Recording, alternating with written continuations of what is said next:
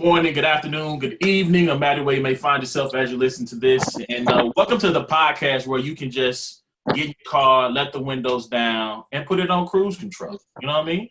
You tune in to another episode of It's a Black and White Thing. I am your host, A1. I also go by Carlos. You can call me Dan. And you can check out every episode of It's a Black and White Thing by going to the podcast app of your choice and searching Brains and Bars. You can also find us by going to YouTube, searching Brains and Bars. We have a couple of episodes up now, 4 episodes up. You can go back and check out all of those. Please like, rate, and subscribe. And hit that notification bell. My wife has been on me to go ding. Hit that notification bell so you can be notified of every time we drop a video. So, again, this is another special episode. If you listen to this podcast regularly, you know we talk about sports. But this show is not just limited to sports. We talk about everything. So once again, it's another special Christian hip hop episode. And so I'm going to introduce my cast from right to left. Once again, joining us is Dre Sr. Dre, how you doing, man? What's happening? It's your boy Dre Sr. My mama called me Andre. My wife called me Andre. But y'all call me Dre. It's good. And once again, riding, I guess, kind of in the middle square, if we're playing Hollywood Squares, we got the homie DJ Tre. What's going on? What's good, world? It's your boy DJ Tre, always holding it down in Independence, Kansas. You know what I'm saying? Always, you know what I'm saying? And we one step closer to getting this group home taken care of. So I'm happy about that. Got some painting in today, so I'm happy about that. So it's good. Oh. That's what's up. That's what's up. And joining us tonight is a man who really needs no introduction, but I'm going to introduce him anyway. Mm-hmm. You know what I'm saying? Again, he is another legend of our scene here in Kansas City, Missouri. Mm-hmm. You know, he is a great writer, a great rapper, a great singer. He preached a little bit. He's known for preaching a little bit. He leads the church. He pastors a church here in Kansas City called City of Truth Church. You know, he is the indefatigable. The what? The what? Whoa. The what? Hey, your Tre head just exploded. Oh my! I'm not even doing this with y'all tonight. I got you. Doing this with y'all tonight. He's the dynamic. He's Pastor AD3. Sir, how are you doing this evening? Hey, what's up, y'all? I'm doing extremely well. I'm happy to be on. It's an honor to be on with my guys. We've been at it for a very long time. Absolutely. I don't have very many friends. But I consider all 3 of these brothers friends. So We'll see where we stand by the time we get to the end of this podcast. We'll see where we stand. Well, yo, So, you know, again, Pastor AD3 was a part of the Hits Challenge, the inaugural Hits Challenge that happened on Praise 95.3. Shout out to Chef Deb. Inauguration, you say? Huh? Okay, I see what you did there. 2 points for Trent. 2 points for Trent. Okay. He's on the board. And so, you know, we had the recap show, in which we got, you know, feedback from 83 on the recap show. Then we had, you know, Chris Cobbins. I always fight calling him Chris Lee. We had Chris on the show a couple of days ago. And we talked in that episode, we talked about how, you know, 83 his will is Jordan-esque. His competitive spirit is Jordan-esque. So he listened, he watched the show. So thank you. We appreciate you. It was a great show. Thank you. You guys did a great job. It was super dope. And immediately he hits us up and says, I want on the show. Because this is just who he is. Like, he can't help himself. So here we are, and we're going to go through this same exercise that we put Chris through. We want to talk about your choices. You'll get a chance to you know, rebuttal and you know, tell us we're trash because we had Chris winning this song. We didn't like this song selection from you. You can give us some stories, some behind the scenes on your choices. We're here for all of that. So let's just have a good, you know, good conversation. So I'm going to start this off the same way I started it off with Chris. You know, Chef Dev hits. Now we know he hits up both of y'all. What's your initial reaction once you get that call? My initial reaction is don't do it, AD. Don't do it. everything in my soul was saying, don't do it. Don't do it. You know how you get. You know you can't play games. You know you can't just be good. You know what I'm saying? Like you can't just be like, all right, yeah, let's have fun. You can't do it. So everything in me said, don't do it. But then it was this small voice in the back of my mind that was saying, if I don't do it, he gonna think he beat me already. So you know what I'm saying? So in my head, I was like, don't do it. And this voice was like, if you don't do it, he gonna think he beat you. So I'm stuck between a rock and a hard place. I'm like, okay. I finally agreed to doing it. And at first, now I'm gonna be no lies here. I'm gonna be completely We 100. here. I'm gonna be 100. I'm gonna be 100. Hold on. We ready? We ready. Let's get to it. This is what we're here for. Okay. So Chev was like, all right, how we want to do this? He was like, okay, we're gonna do 9 songs apiece. We're gonna do 9. Okay, hold on. Okay. All right, let me back up. Rewind. We were just gonna go hit for hit. Chris agreed on 7 songs apiece, just our songs. Just our songs. No features, no writings, nothing, none of that. He agreed to that. This is a visual cue for you to go get a snack because it's about to get good. He agreed initially. That's what he agreed to. The day of the battle.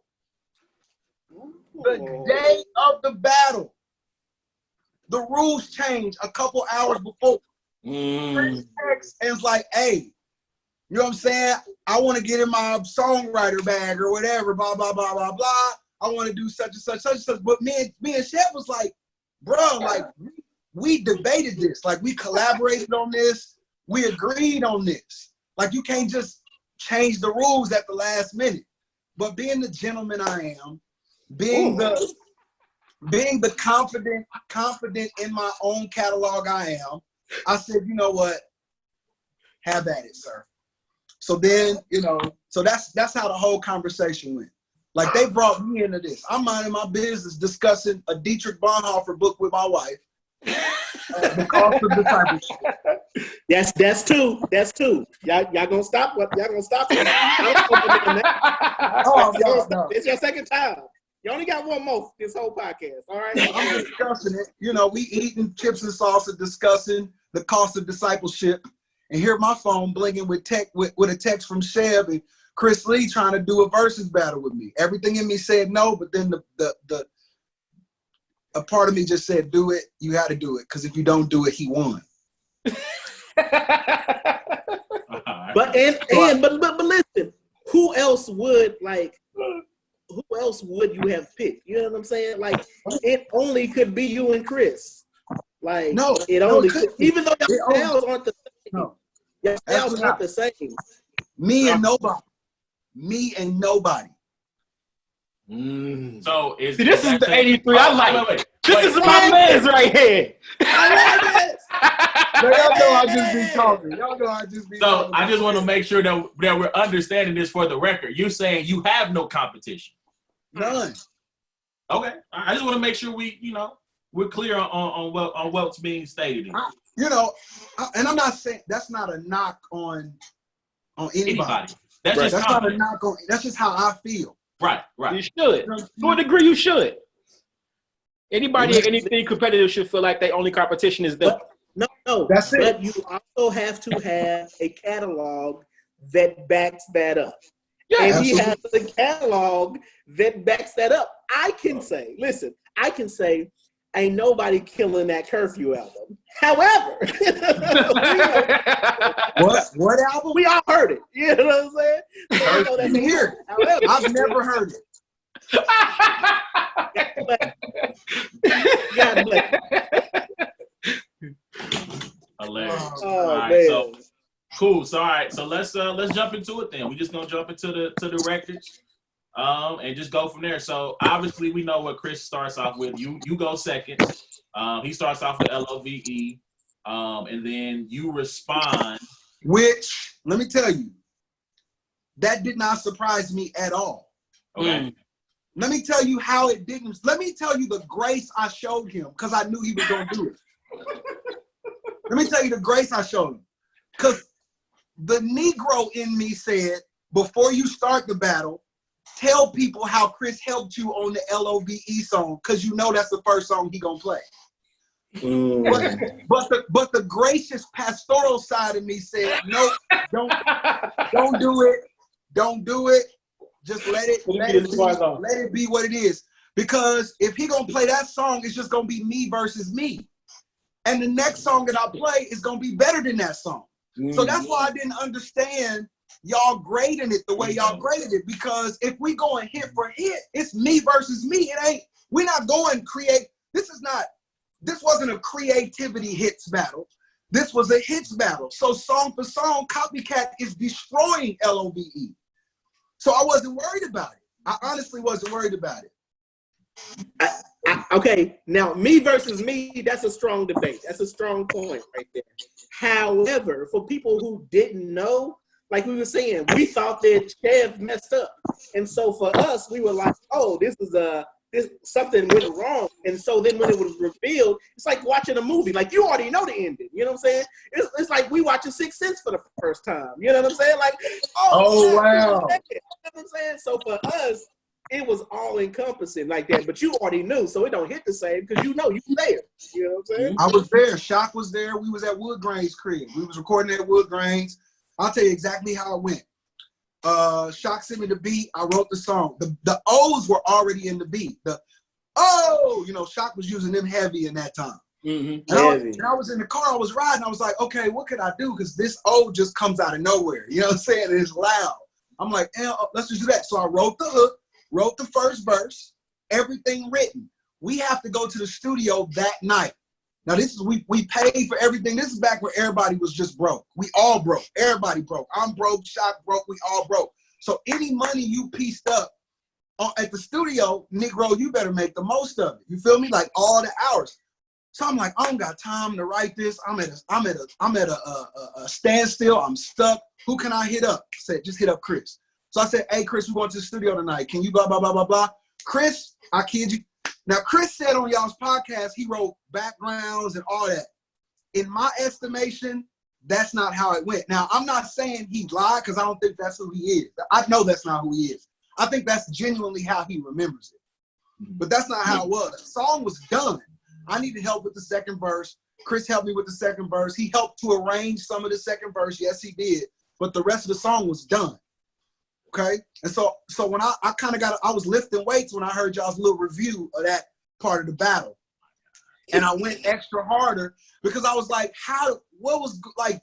what is this? Like, this is LOVE versus Copycat, not the fact that he played it. It's song for song, and Copycat's a better song. So let me take a quick detour here. What's the first song of yours that kind of broke through and got people's attention, like on a national scale?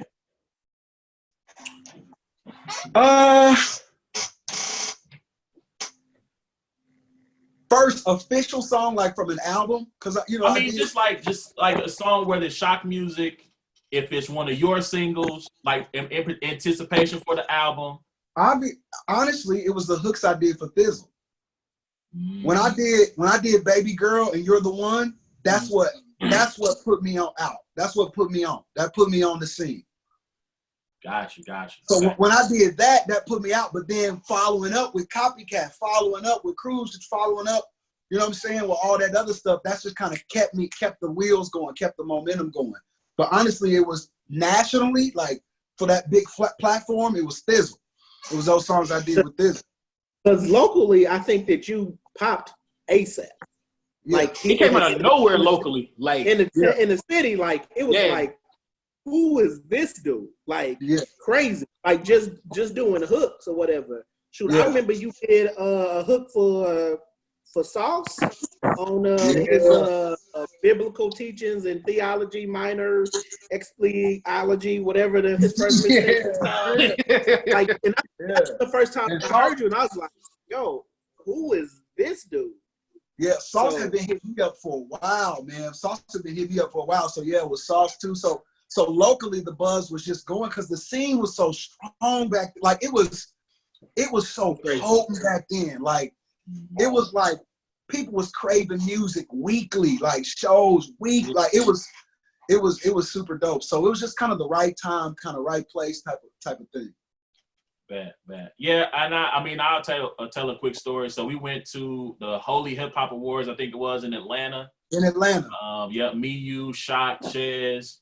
We go down there. They had this huge showcase that ran for like, it felt like it was a 24-hour showcase because I think y'all got up around close to midnight. Yep. And y'all perform PIMP.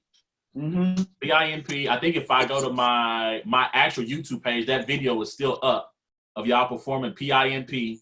Really? Yes, I still have that on my YouTube. Not the Brazen Bars. Go subscribe, by the way. But on my actual, with the one that bears my name, that video is still up. And like I remember y'all. Yep.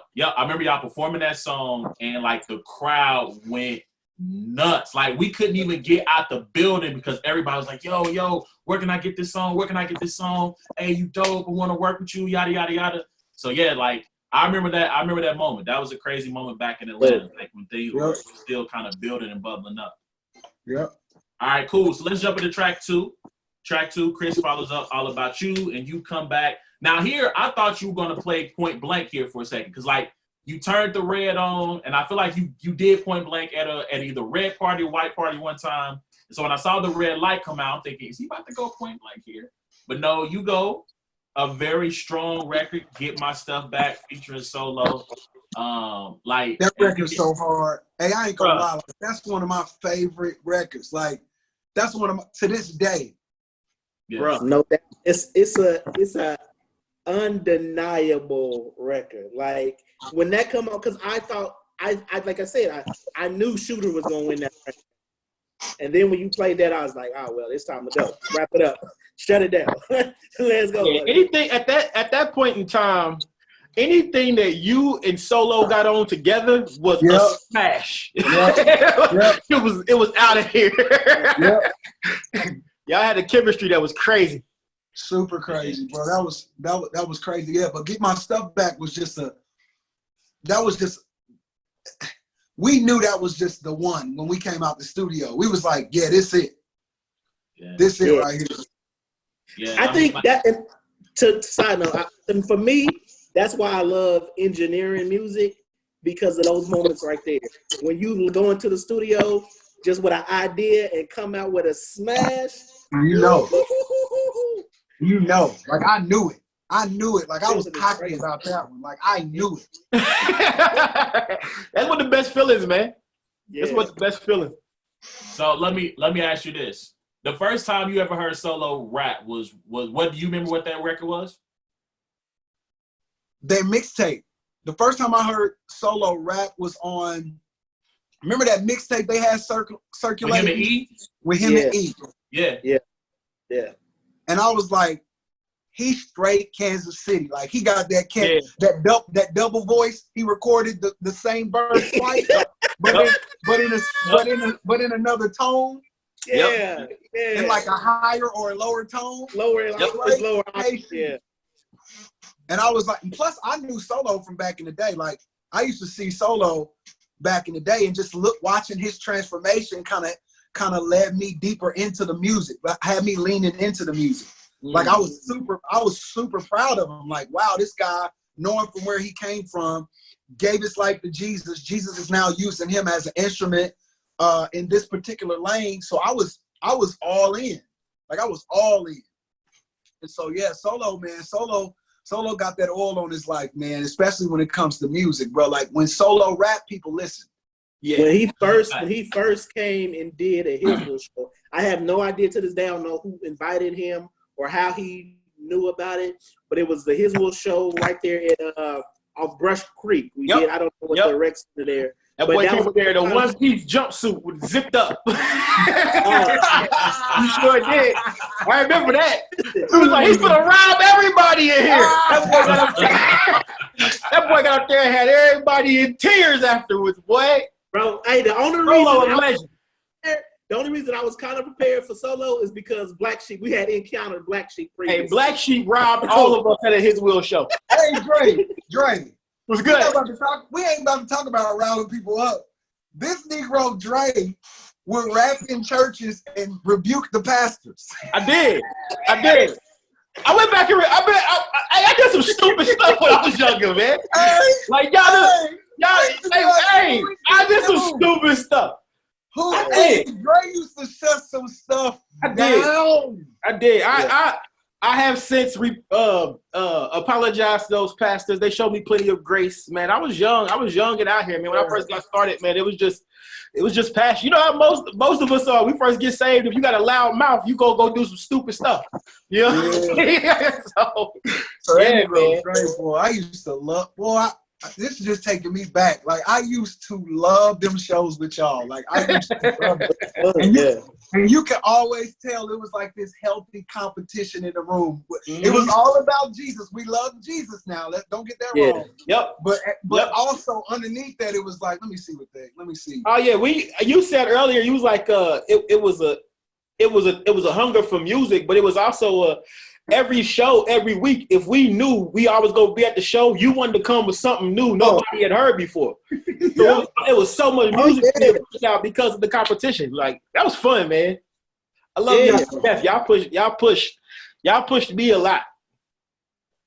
Yeah, man. None of y'all push me, but we can keep we can go a whole hour about that.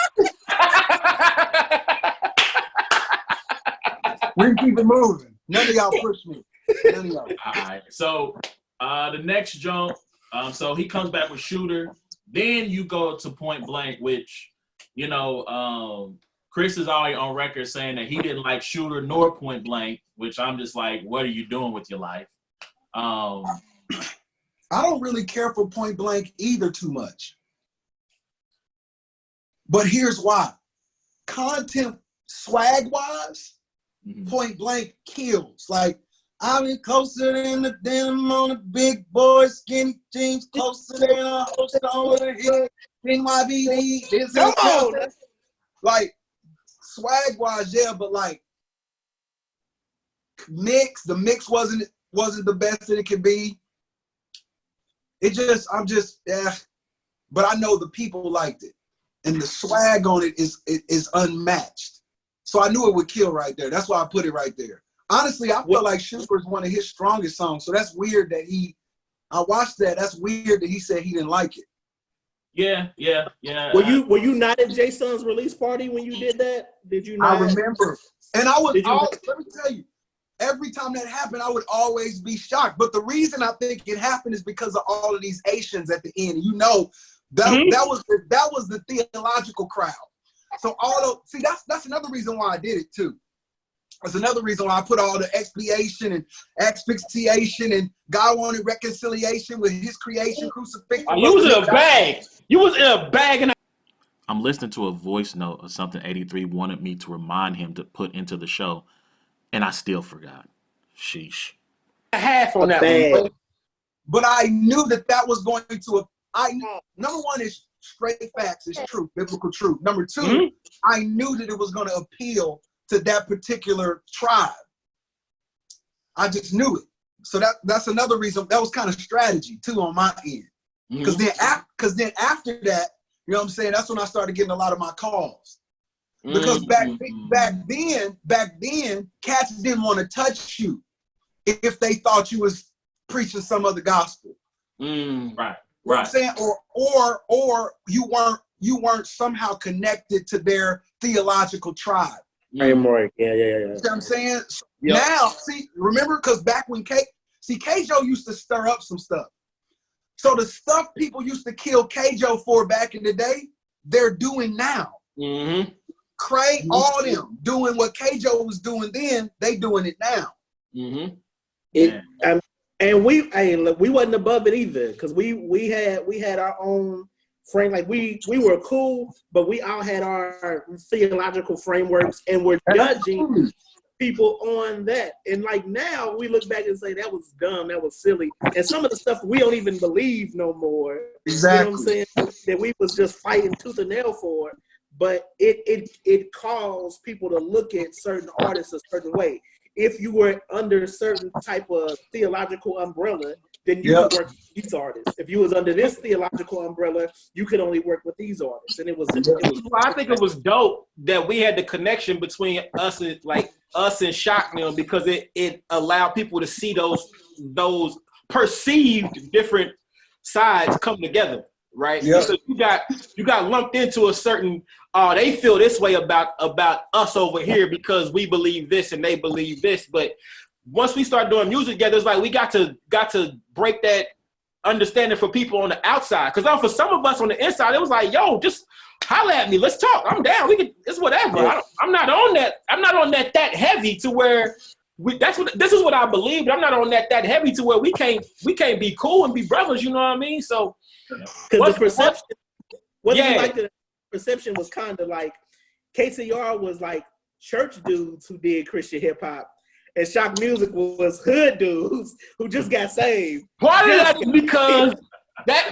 is because Black Sheep came into his real like, with a hoodie on. I'm pretty sure he had the burner tucked under there. He grabbed the microphone and said, "Stand up!" and everybody was like, and then a couple months later, here comes Solo, fresh off work in the one-piece zip-up joint. I'm pretty sure he had the burner tuck too. And he came there and praised it. So it was perception. Hold on. You forgot one more person though. Then you got Rick the Rook. You had Rick yelling at us. Sitting in the jail, waiting on mail. Hell, huh? You know what I'm Come saying? on, man. Yeah. Hey, y'all did kind of the hood. Okay. This is you bringing it. Okay. I see that. But once we was able to get together, we kind of saw like, yo, we ain't much different. like not that different. I didn't even know these tribes existed until I started doing music. Like I didn't even know none of this existed. Yep. Like none of the beefs that existed, I didn't even know was out there. None of that stuff. I remember we had this is crazy. I remember we had a come to Jesus meeting for all the Kansas City rappers. Oh, you remember that shit? Yeah. And I'm like, I don't remember. I think this is before you came along. Okay. This is when he came along. I think he just didn't come. Oh, okay. Like 83 was like, I'm not even gonna waste my time with this. Like it maybe. But I remember. I wasn't invited. No. Everybody was invited. Listen, I was there. So if I was there, everybody was invited. Yeah, and when we got there, I was like, yo, I remember calling Shock them before because the word around town was there was a beef between KCR and Shock them. And I'm like, fam, I got no problem. I called Shock I got everybody before we left, like, yo, before we go to this meeting, I just want to know, is there something y'all need help? We got something to air out before we get in. Like, Dre, I was like, yo, I'm good. Like, I don't want to be here. First of all, I'm already at that time seen as the face of Kansas City Christian hip hop, right? I don't want to go in there and be the one to be overtaking the conversation. I don't really want to talk at all. So if anybody got a problem with me, let's talk about it beforehand, because I don't want to go in there and be seen like I'm trying to be, you know what I'm saying? So and when we got there, I remember after the conversation, we were just sitting around talking like, yo, fam, this is stupid. Like, and then somebody start beatboxing and we all had a cipher. Oh my God, that was so funny. Everybody just start rapping. It was funny. We had fun though. But I don't know where that tension came from. I don't know if it was something that was really going on. I never felt it, honestly, for me myself. But I don't know if it was something that was really going on, if it was something that was just fabricated by people around. If you really look at the history of hip hop, like a lot of the beefs are fan fabricated. Other people be like fabricating and building it up to something that it really ain't. For sure. Yeah. So I'm thinking that's what it was. Dope. All right, so I won the first round. I won the second round. No, you lost the first round. I did not about the lose fact that you lost the first round. I mean, I got it as a top. Jesus couldn't even tell me I lost the first. Even if Jesus showed up and said you lost the first round, Well, I'd be like, you a lie. No way I lost the first round. No way. Because here's the thing. Are we judging hit for hit? This is my guy. This is the 83 I know and love right here. But no, seriously. So we giving style points? Like, what is this? Like, So It's a battle. It's a battle. So all that stuff come into play. no, it's not a battle. It's a hit battle. See, and this is a conversation we've been having: hits versus jams, nostalgia versus whatever. It's not a battle. It's so, the rules were with Chev, who started it, were song for song. Not how you play the song, not the lighting show when you play the song. In the same way, battle rap is battle rap. No, that's the expectation. But the performance expectation is part of battle rap. No. Absolutely. No, wait a minute. The expectation for battle rap is what it is. This was, but it hasn't always been that. No. It got to a point to where it became performance was part of it. But this ain't a performance. We sitting in the chair playing songs. Wait a minute. Hit for hit. Mm-hmm. Hit for hit. I won them 2 rounds. Carry on. Let's go. Third round. Hold on. Let me add one. Let me add one other thing. So when you go back and watch Lil Jon versus T-Pain, right? And T-Pain had all those. Granted, he was setting up his songs, and then he had like the live like performance tracks with it. He's singing with it, stuff like that. All of that matters. Like Manny Fresh he lost. He got washed. Just call it what it is. I'm not doing this with you, Dre. I'm not doing this with you. The skits and the things that he had leading up to the songs were entertaining. Now, maybe in a close round, that could be the difference. Yep. So again, first time I watched it, I gave you that first round. Again, using your songs against you, and I hear you. I hear you on your Aubrey Graham. If it's me versus me, what should I be afraid of? Okay, I hear you. I hear you on your Aubrey Graham. That's a solid point. That's solid. That's a solid point, and that's something. And you know what? I might revisit this in a week, in a 2 down the road. I might watch it again. I go, you know what? 83 got that first round. He won. You know what I'm gonna do? I got the first round. You know what I'm gonna do? I'm gonna watch this back and I'm gonna say he made valid points. Chris still won that first round to me. I'm just as stubborn as 83 is. There's a reason why we had the relationship. Yeah. Right. We're not about to be stuck on song 2. No, we're not. We're here forever. Because I know the truth. All right, well, we're gonna let that truth set you free, and we're gonna jump to song 4. Okay. All right, the way you do it. So Chris plays Chase Me Down. You go the way you do it. Why this song here? Why did I choose that song? I'm gonna be honest. A part of me was like I could play any one of my songs and beat Chase Me Down in the back of my head. Like this is like me versus me the whole night. The whole night me versus me. But the way you do it was one of my biggest songs to this day. Because of that feature, that verse, Swoop's verse. Yeah, that verse. Incredible. Dumb. So how did that come about? How did that come? I think okay, so wait. Let me go back. All right, so the way you do it was one of the last songs I recorded for No Pain, No Love. Actually, probably the last song I recorded for No Pain, second to last. I needed a beat, so I'm scrambling, trying to find a beat. All of a sudden, this dude named Tony Stone posts these tracks. He's like, he posts. I'm like, let me go listen. I don't know who this cat is. Let me go listen. So I listen. I was like, I don't like that. I get to that, and that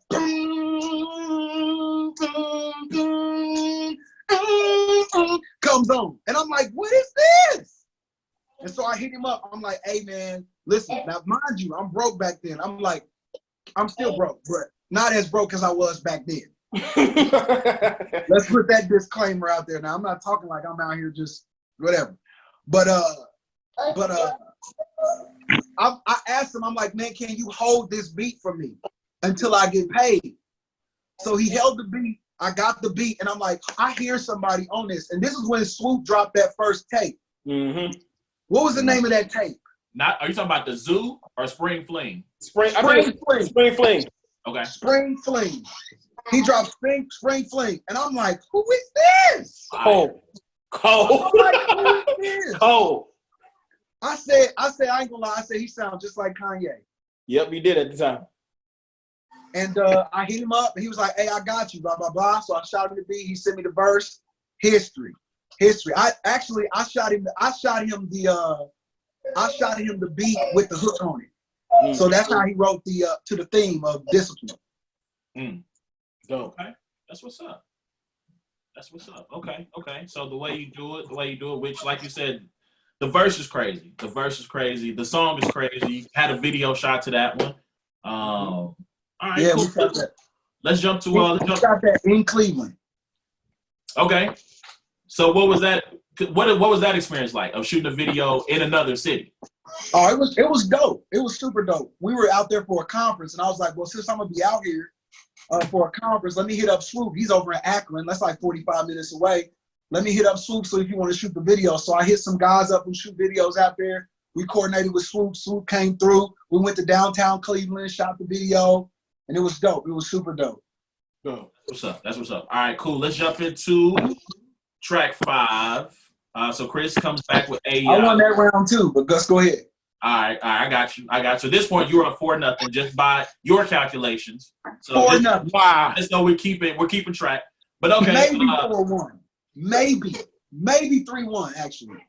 Track 5, No Pain, No Love. This supposed to be the album, right? What did he play? AI. Oh yeah, I lost that one. Interesting. You think you lost that? I had you winning that round. Yeah, I think we all winning that round. Yeah, I think we all had you winning that round. I like AI. We do too. But No Pain, No Love is nuts. But I like that AI. I almost feel like I could like cover it, and I want to like record to it like a verse, my own verse. I love that song. So I felt like, dang, he got me on that one. Interesting. Now, is this one of the ones where? No, it was Copycat and Point Blank were the two records where you were like, they were initially for somebody else. You said, no, this is for me. Yeah. Okay. All right. Cool. No Pain, No Love. Okay. So Copycat was for Flame. Which I still don't understand how he did not hear that beat and go.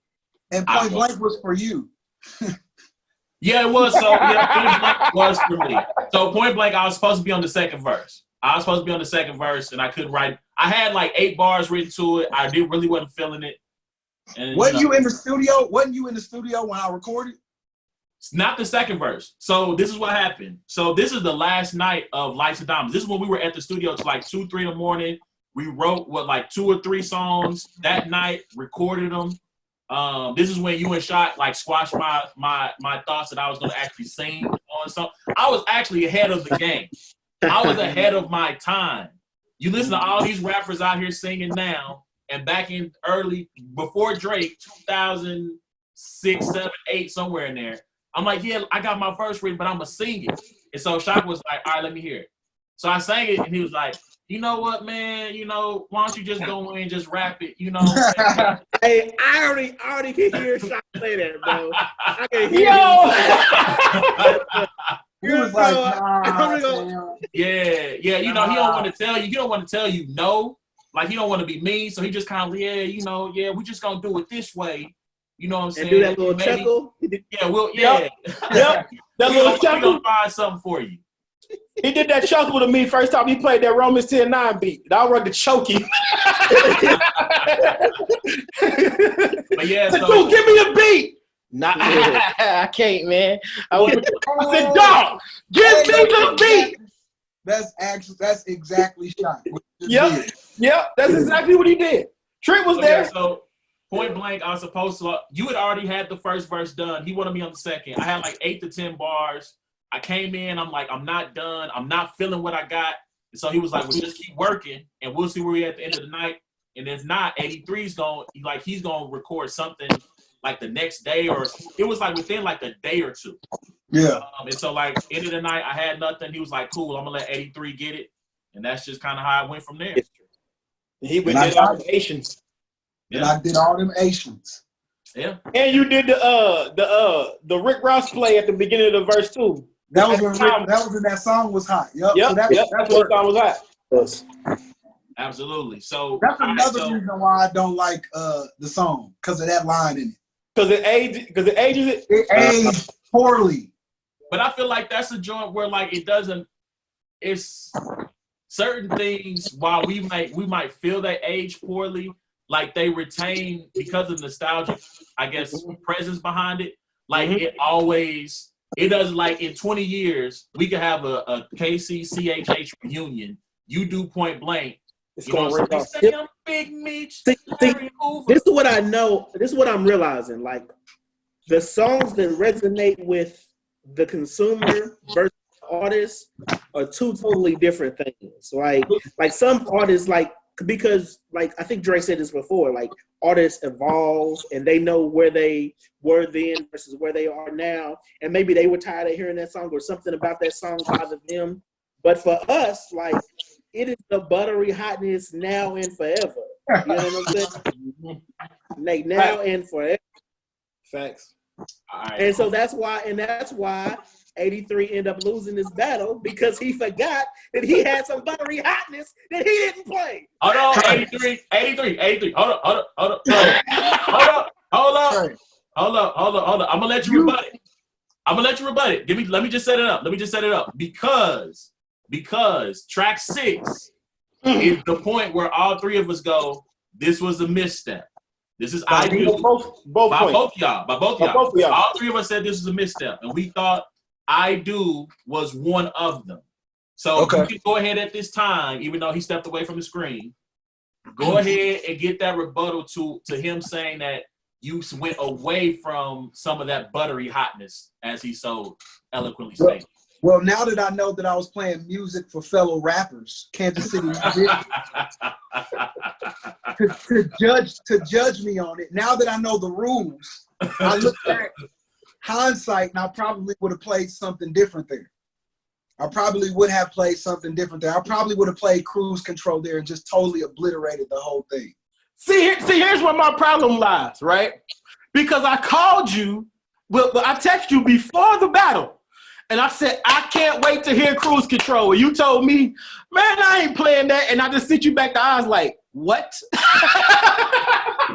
Listen. What?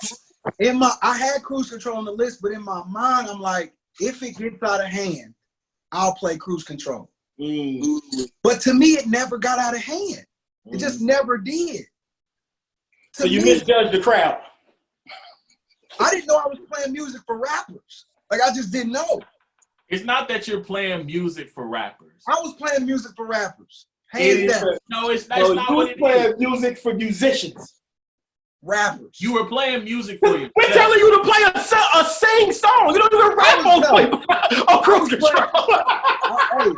Hey, we're asking you to play a song you sang. We was playing music for y'all to go down memory lane. Now that I know the rules. That's the whole point of the hit battle. That's the point. But again, we're not the only ones that's going down memory lane. The city was going down memory lane while they was on there. So, like I told him, like we told Chris, the nostalgia part, that I get it from y'all standpoint as artists, because I'm an artist too. And trust me, I'm getting ready for this battle this weekend, and I played a couple of my songs like, fam, I do not want to play this. But I know the fans want to hear these particular songs. And that's part of the point I learned from watching y'all battle. You know what I mean? And then seeing like y'all played what, from y'all standpoint, what was great songs that y'all, I don't want to take anything away from the songs that y'all chose, but choosing those songs for the particular audience you played for is where I think it was missteps. You know what I mean? So, I get why Chris would play out of the clap. What's the name of that song? Behind the Cloud. I get it. That's one of the biggest songs he's ever done. I get that. Well, when he played that, I knew I had him. Like that, I was like, why you play that? Like, and you didn't go for the kill. I didn't. You played with him. but I didn't go for the kill because it was like I had it. Like it was just like in my mind, no song he played up until then touched me. Except for AI, because you gave him AI. Except for AI. I gave him that looking back. At the time, AI couldn't even touch what I did. Looking back, I'm like, what it was that red light. So you was sitting in that room with that red light, and it had you seeing things from a different way to the rest of us. It was just like, I would be honest, I kind of, I can give y'all that. That was a misstep. I do, you know what I'm saying? I do more than I feel like a lot of other people did. In the city. Yeah. Like my fan base outside the city, that's a big song. That's a huge video too. Yep.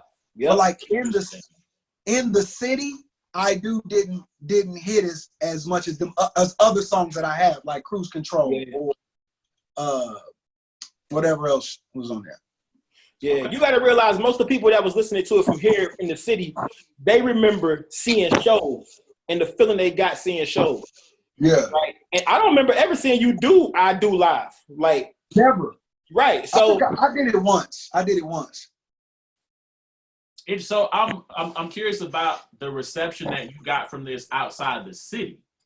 So I mean, like, so you dropped it. So is it the song itself, or was it the video with the song that then got that reception that made you feel like you needed to play it? It was both. But you got to remember, like, we all have separate fan bases. Mm-hmm. So the city, the city gonna rock with me or whatever. But like my fan base across the world, bro, like Brazil, Japan, like Africa, like anything that I release, like they down for. And so I Do was a song that I came out with after a long hiatus. You gotta remember that. Mm-hmm. I remember that. I remember the first time I saw that video. Yeah, like we was in Houston. We went to Houston. Us and our wives for the concert. Yeah. Okay. I was in the hotel room when the video dropped, and I remember watching like, oh, this is dope.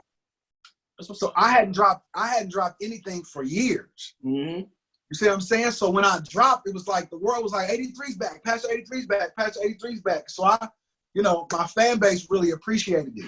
So I think I kind of underestimated, what it is, but that still don't equal an L. Underestimate, underestimate. It is what it is.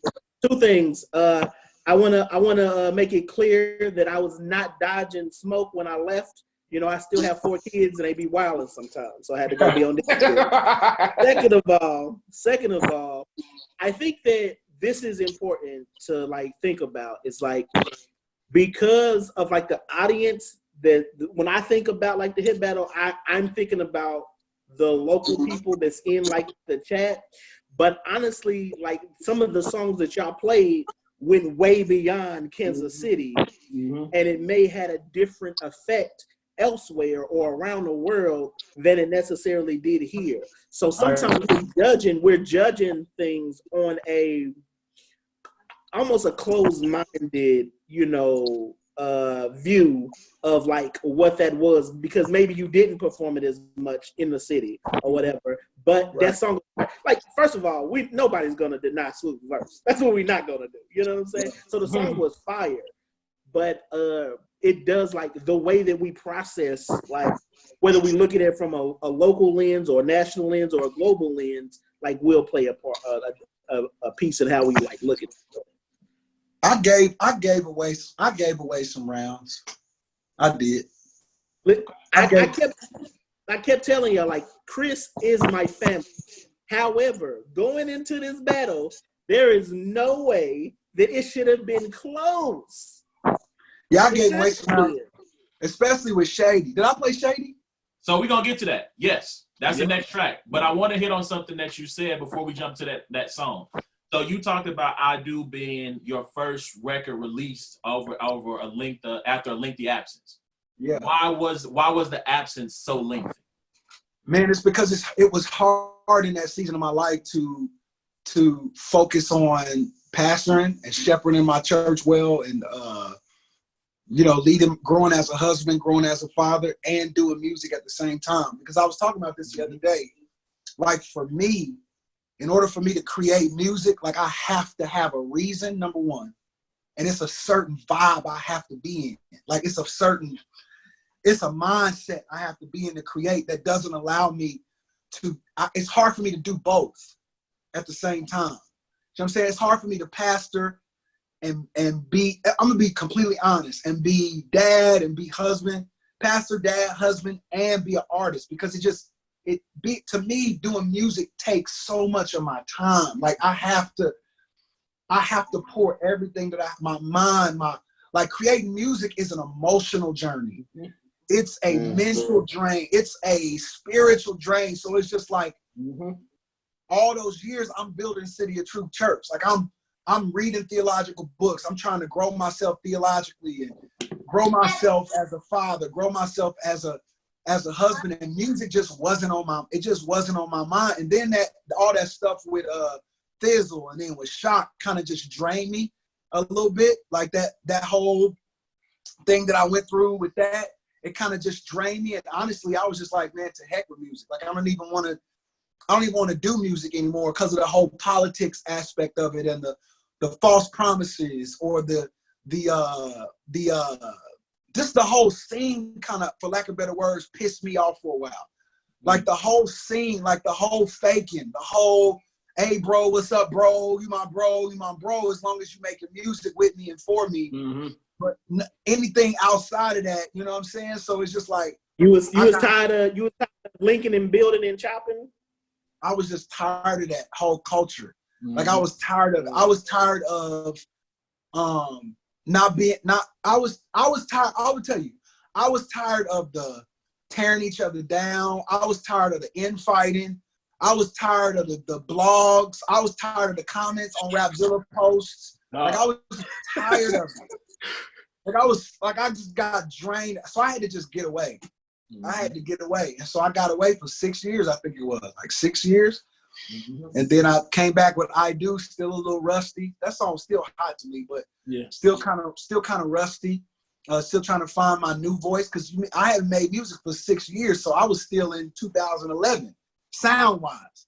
So it took me a while to kind of get current and do what I needed to do. But yeah, that's what I was doing for them 6 years, and I came back with I Do, and then Never Forget. It's really kind of a double meaning, because it's not just about, I'm gonna be honest, it's not just about never forget God. It's about never forget me, like me. Never forget. I like it. Oh, double entendre. Don't even ask him out. It's just like, it wasn't about don't forget God is with you. It's like, hey, never forget I do this. Like this is what I do. Side note, just because you brought that up, I told you this too off camera. That song helped me through some very, very, very difficult times. That one and the part 2 of it. I absolutely love part 2 of it, and I know it's like one of the most underrated. Because you played it after the battle. You was on your joint. You played it. It's one of my favorite songs you ever done. So wow, appreciate you, man. That's crazy. Somebody else said that too, and I don't know why I didn't put that on the album, but I just didn't put it. That was originally supposed to be the intro to the album. Yeah. That was the original intro. I remember that bug dropping on SoundCloud. I remember just being on, it just got an alert on SoundCloud. I was like, 83 dropped something new, and I played it. I was like, yo, this right here, go. Let's go. That second verse is nuts. Yeah, I appreciate it. I promise we're going to keep moving. We're going to get to Shady in just a second. But I want to ask one more question. So, 6 year absence, you come back, right? You say you're trying to find your footing. You drop Never Forget. And it has, some of these new school CHH artists. Got Ty Brazel, Jerry Manna. Was there another? I thought there was. I don't know why I thought Paris Charis was on there, but he's not. But how did you go about seeking out these artists again? Who there might be a disconnect between them knowing who you are from that earlier run. So how did you end up linking up with those guys? But they did though. They did. See, that's what I'm saying. Like, I'm most of y'all's favorite rapper, like favorite artist. I like it. Yeah. I'm just playing, but no, I'm just playing. But really, I was surprised that a lot of those cats, like were young cats who was peeping the game, who was feeling our music, like feeling my music, like, you know, rocking with me. So so during that 6 years, you know, I was just still kind of peeping in and out, kind of peeping the scene or whatever, but getting close to Never Forget, I dove back in, and I'm like, let me see what's going on.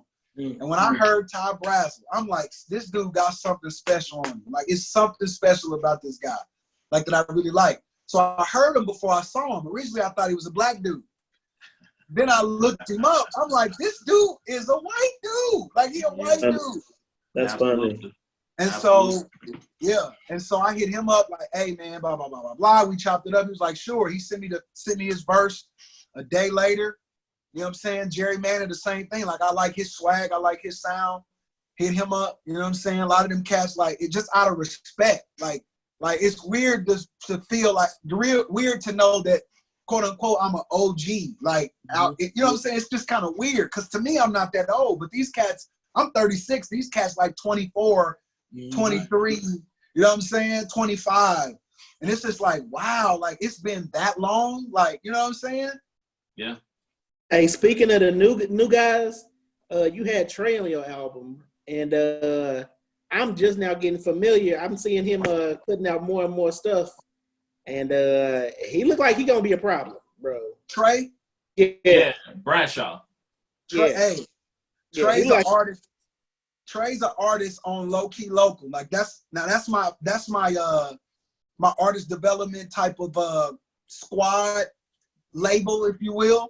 Low Key Local, which is kind of antithetical to what y'all think. There's another word, Trent. Antithetical. That's the third one. I don't like it. I'm about to fall off.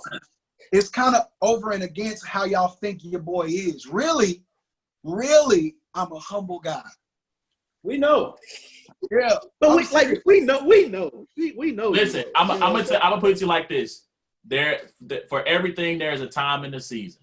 Yep. Yeah. So there's humble 83, and then there's confident 83. There's confident. Yeah, I like that word. Yeah. There's confident 83. We'll go with the word confident. Hey, 83. One of my OGs told me. He said there's a difference between arrogance and confidence. He said when you're arrogant, you think that you're better than everybody else. When you're confident, you know that God didn't make anybody better than you.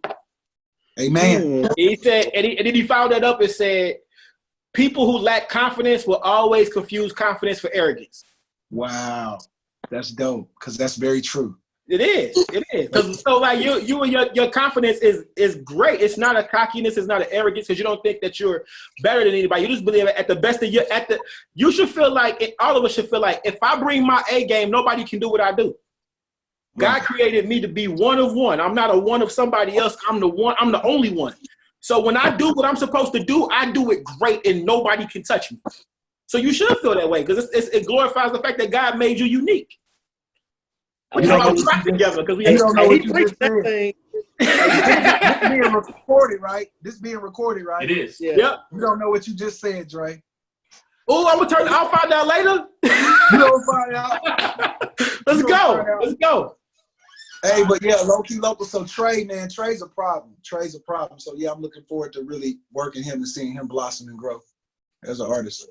All right, cool. So without further ado, we detoured enough from the battle. Let's get back into it. And then the battle cut off after this, didn't it? Yeah, it cut off right before you played I Do. Right, I played I Do later. The momentum was gone after that. I ain't gonna lie. Yeah. But that's the tough part. That was tough. You know, but you listen, just like me, you know, trying to work on this editing software and having your text here show up in my editing process. You know, you live and you learn. You know what I'm saying? So you know, I think Shad was worked out a little bit of kinks, and he's getting better as he goes along. So, well, I guess that wasn't his fault, right? Somebody reported as it was abusive. It was very abusive. Oh my God. It was very abusive. There's only one person on this call out of 4 people who thinks it was. I didn't. That's the thing. Like, Trent, you're the minority. That's fine, bro. Listen, I live in KCK. I'm currently residing in Independence, Kansas. bro. I'm used to being in the minority, bro. Like I understand, but it's okay. Like, listen, but the thing about it is, you controlled your own destiny, and instead you chose to play I do. You know what I'm saying? You control your own destiny. You are the Patriots, and you let the Miami Dolphins come in there and win. And then Crazy. You crazy. Oh my God. The way you just put that made me mad. There's no way. Let me tell y'all. Let me real quick before we continue. I really appreciate and respect Chris Cobbins. Always have. Love him as a person. I feel like dude is one of the hardest workers that I've ever met in life, in music. One of the most brilliant and creative people that I've ever met. I've always admired him for that. I've always, thank God for our paths crossing. I've always looked at Chris as a resource, even like a resource in my life as far as when it comes to critiquing music and songwriting and input. So I have nothing against Chris Cobbins. I love and respect that brother, his family, his uncles, all 2 million of them Cobbins that's in Kansas City. All the Cobbins. Like I love Darren, his cousin Darren. I grew up with Darren, like all them guys I love. But I do this musically. I do this. This is what I do. Nobody, Jesus, I told you this. Jesus himself would be like, 83, say Chris won and I'm going to let you in heaven. I'm going to send myself to hell. I'm going to send myself to hell. I'm going to just be in hell. We knew. Like that's just how it's going to happen. Like there's no way. No way. Oh my gosh. Y'all know I'm a fool, man. I'm a fool. Go to the next song, bro. Go to the next song. Yeah. All right. So Shady, Chris plays Life 101, record he did with Triple E. AD3 comes back with Shady. And I actually, you know what? I'll let you go ahead. I mean, why Shady? Why here at this point? I have no idea. I'm gonna be honest. The factors of the stream cutting off just killed the momentum for me. Kind of scrambled my circuits a little bit. Like I was in a groove. You know what I'm saying? Then the stream cut, and then we came back, and it was just kind of like, honestly, I was done after that. Like honestly, I was just kind of like, man, just play such. I'm gonna be honest. But when he pulled that out, I knew in my mind it was like me versus Triple E. You know what I'm saying? Like, I mean, he's Triple E. You know what I mean? Like, not like I don't feel like I'm me. Like, I'm me. You know what I'm saying? But I'm talking about crowd perception-wise. Like, you know what I'm saying? Like, crowd-wise. He's Triple E. The platform Trip got, I can't, you know what I'm saying? Like, but. That's how Chris had to feel against that Swoop verse. Yeah. Yep. But he had the advantage of now trying to go into a lane and take advantage of the Reach Record crowd, right? And now he can go and capitalize on that lane. Like even though like it's just the fact of the reality that like their brand still carries weight, and it has for 15 years now. You know what I'm saying? So 10-ish. 10. I hate admitting this, but Trent is right. Reach's run starts in 2006 when Lecrae releases after the music stops. But go off, A1. 11-ish. Yeah, because you got to think, like I saw a dope conversation between KJ5 to Fanatic and Ambassador this morning. One of the groups I'm in, they posted it. And like I went back and updated I have a CMR Records playlist. So every album that was ever released under CMR Records, like I have, or at least under the Cross Movement brand or CMR Records, I have. And like, so Lecrae released Real Talk before he connected with CMR. They re-released it under the CMR imprint because by that time CMR was a national brand. They were, they had made their kind of their way. And so it was a 3-record deal, right? So you had that record, After the Music Stops, and then Rebel. All under kind of like a co-release with Cross Movement. So and I think Rebel's like 2010. And I think Real Talk was like 06. That's one of my favorite Lecrae albums. I think that's my favorite Lecrae album. Rebel. It's between Rebel and Rehab for me. Yeah, I can agree with that. Okay, cool. So I got a question, but I'm gonna save it. I'm gonna do it for after I Got the Sauce. So it's the 8th song played. Chris plays Boasting, you play I Got the Sauce. A dope record. I like that record. But I just think that you're shaking your head. Why are you shaking your head? Because there's no way Boasting is a better song than that song.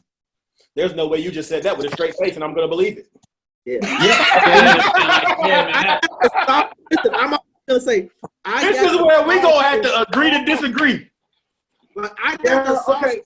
Hard. You put that before a couple tracks before, Boasting, easy. Because I Got the Sauce is crazy. That's the Lecrae record. Yeah, it's on the Lecrae record he wrote for Anthony Evans. If this night buys anything, gain it up. Yep. Okay. Yeah. Them lyrics hit. Yeah. They hit. Yeah. That's one of them ones. But it's different because I Got the Sauce. I mean, it go off, but it was a bad style clash. That's a tie. I mean, I guess knowing you, I can respect the fact that you call it a tie. You still lost that round, but I respect you calling it a tie. I respect it. I respect it. All right, so let's jump to the last song.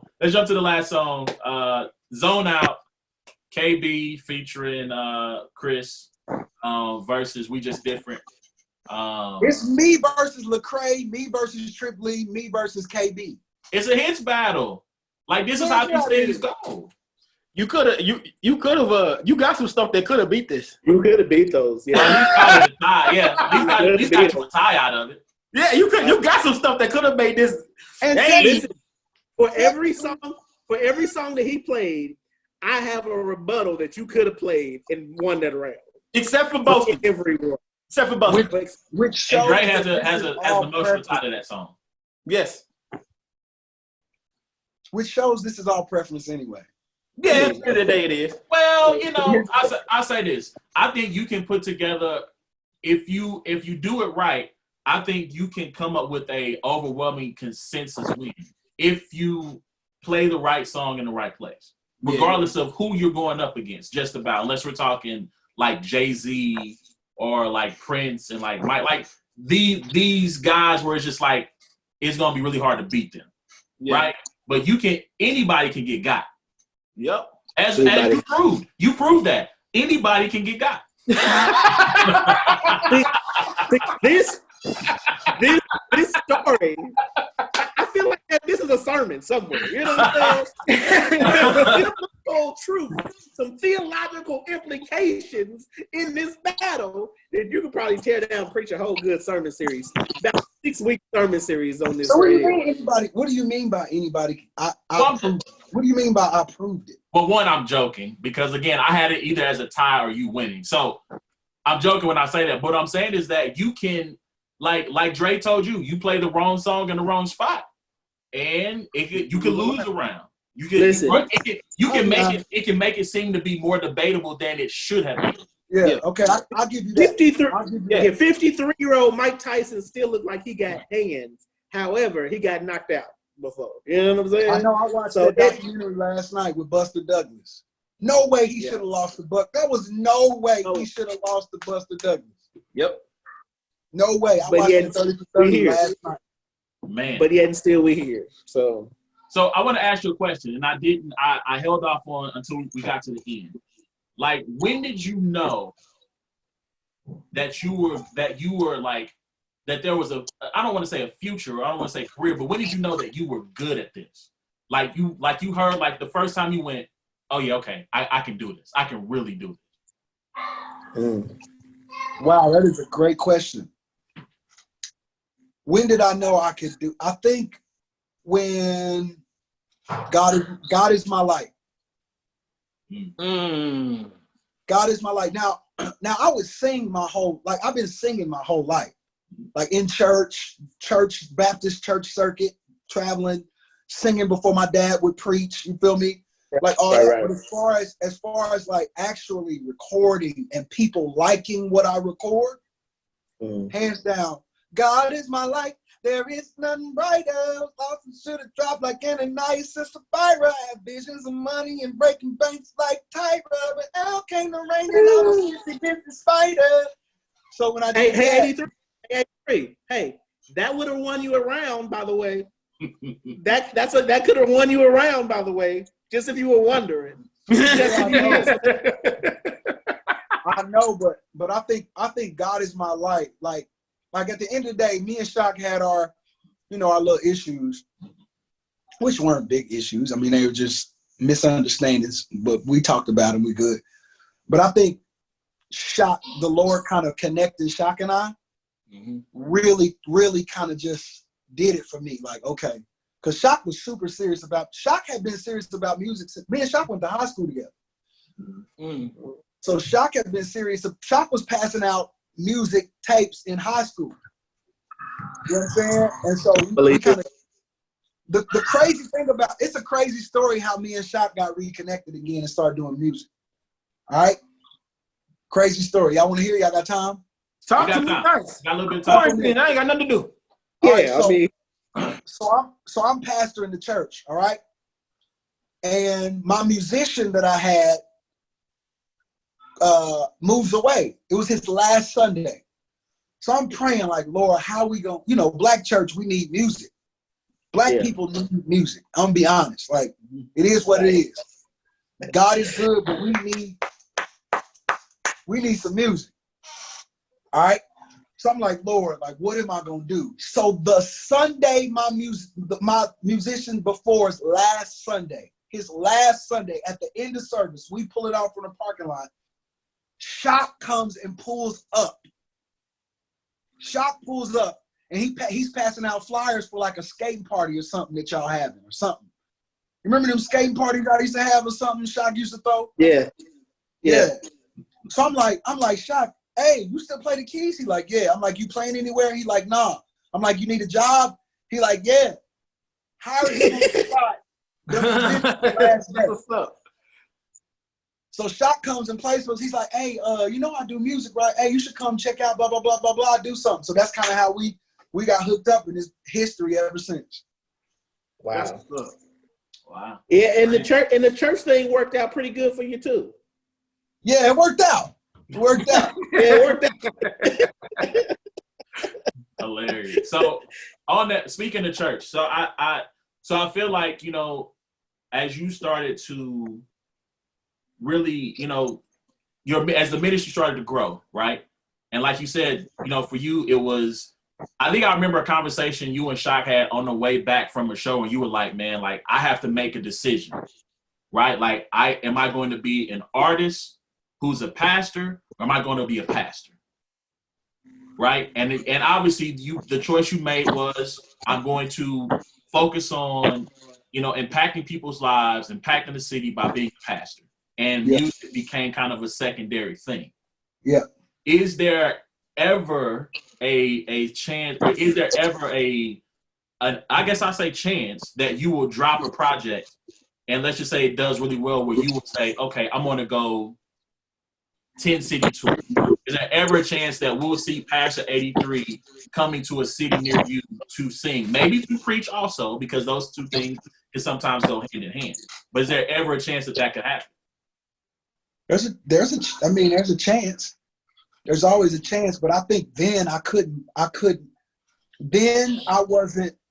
Then two things. Then, okay, three things. Then, back then, my children were small. See what I'm saying? And so y'all know with kids, y'all know that's a whole nother ball game. Mm-hmm. A whole nother ball game. My children were small. My church was young. So I couldn't, I mean, my church was easy pickings for wolves and Satan. See what I'm saying? So I had to be at the gate. Like Jesus says in John chapter 10, like, I'm the gate. Like, then the shepherd was the gate. Then there was no gate. There was just an opening where the shepherd would literally sleep there in front of the door. You know what I'm saying? So I had to kind of sleep in front of the door. And I had to make the decision like, God, did you call me to pastor this church? Or did you call me to entertain and do this music? And I had to make a decision. No, God called me to pastor the church. And if the music comes, it's going to come. And so I had to sleep in front of that gate. So that's the second thing. My church was young and I had to be faithful over that church, because at the end of the day, I'm going to have to stand before the Lord and give an account for what I did with what he gave me. And these people whose lives I was called to lead. You know what I'm saying? And then the third thing, I wasn't strong enough. I wasn't strong enough. As a man, I wasn't strong enough. Like tour life, it's a grind. It's a grind, like integrity wise, character wise. You know what I'm saying? Like I wasn't strong, and I know that looking back, I know I couldn't have handled that life. I could not have handled that life.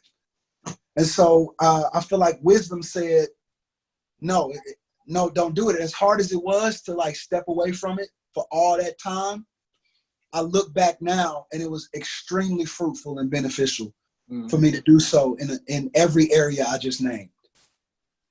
Yeah, that's dope. That's what's up. That's dope. Shoot. That's the stuff we like. That's the stuff I love about my bro. This is conversations we have off mic or off of Instagram and stuff like that. Where that's the side of 83 that people don't get to see how competitive he is. One, two, just the heart behind the man. You know what I mean? So, man. You know what? I try my best not to tell my friends like that they're dope to their face, you know what I'm saying? Or how they impacted, like when they're doing well. But like it's difficult for me to like do that with 83, just because he doesn't even know like how he has affected like even my marriage. You know what I'm saying? Like we went to a marriage conference on a whim at his church.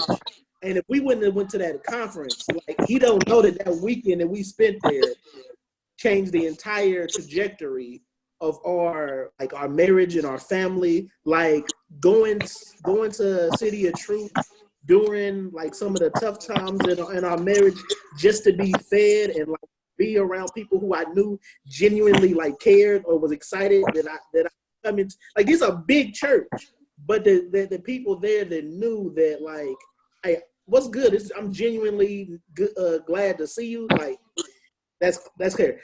I don't care that he's there. I need him to shut his stuff off so I can like I want to say something else, but I don't want him to see me like talk well about him. You know what I'm saying? So, you know what I'm saying? But man, but yeah, I love y'all, man. I appreciate y'all. It's love for real. Even the videos you and your wife do, like I remember a few years ago, y'all were doing y'all would go live on Facebook and just talk about marriage stuff, and then y'all did a couple of videos y'all put on YouTube. Like me and my wife tuning that stuff all the time. You know what I mean? It's just dope. Late night with Stevenson's. Yeah. We still do that 9 o'clock on Saturdays. We know. We don't care. We don't care now. We don't care.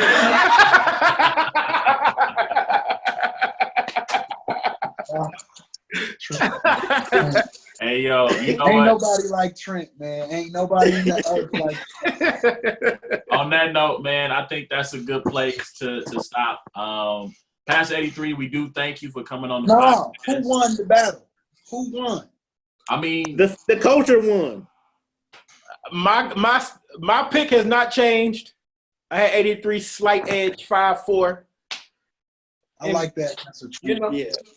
I might be, the culture one. You might convince today because you're on the show. You might have convinced me to say you edgy. I did, but it shouldn't have I been might that change way. my mind tomorrow. I might change my mind. I agree with y'all. I agree. It should not have been. I had some like at the end, like if you really look, when the stream cut, that's when I fell off. Like if you really look. And that's when he picked up. That's when he picked up. Yeah, that is true. When he starts playing his features and stuff. Again, to go against another theory that has been said on this podcast plenty of times, momentum actually does exist. Momentum exists. You won, Dre. You won, Dre. It does exist, man. Well, for the listeners. Hey, Trent, look how it come around, dog.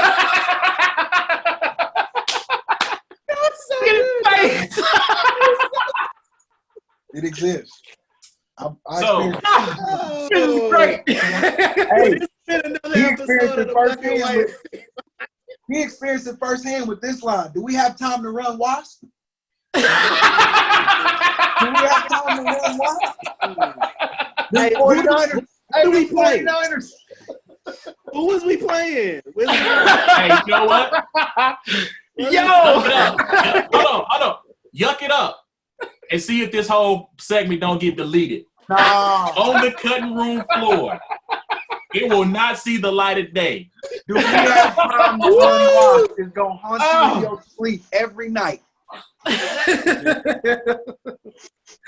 Ladies and gentlemen, we thank you for tuning in to another episode of It's a Black and White Thing. Please remember, you can check out every episode of the podcast by going to your podcast app of choice, searching Brains and Bars, and subscribing.